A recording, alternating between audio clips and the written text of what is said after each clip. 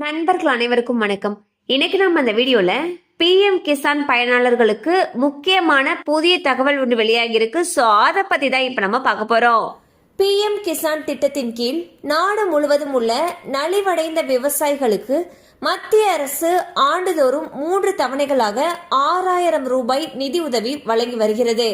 அதாவது 4 மாதங்களுக்கு ஒரு முறை 2000 ரூபாய் வீதம் விவசாயிகளுடைய வங்கி கணக்கில் இந்த தொகையானது வரவு வைக்கப்படுகிறது.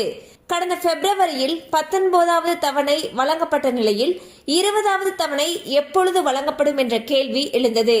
இந்நிலையில் இந்த வார இறுதியில் பணம் வரவு வைக்கப்படும் என்று தகவல் வெளியாகியுள்ளது.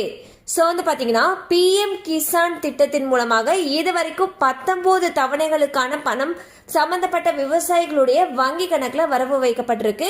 இந்நிலையில் 20வது தவணை தொகை வந்து பாத்தீங்கன்னா ஜூன் மாத இறுதிக்குள் சம்பந்தப்பட்ட விவசாயிகளுடைய வங்கி கணக்கில் வரவு வைக்கப்படும் சொல்லியிருக்காங்க.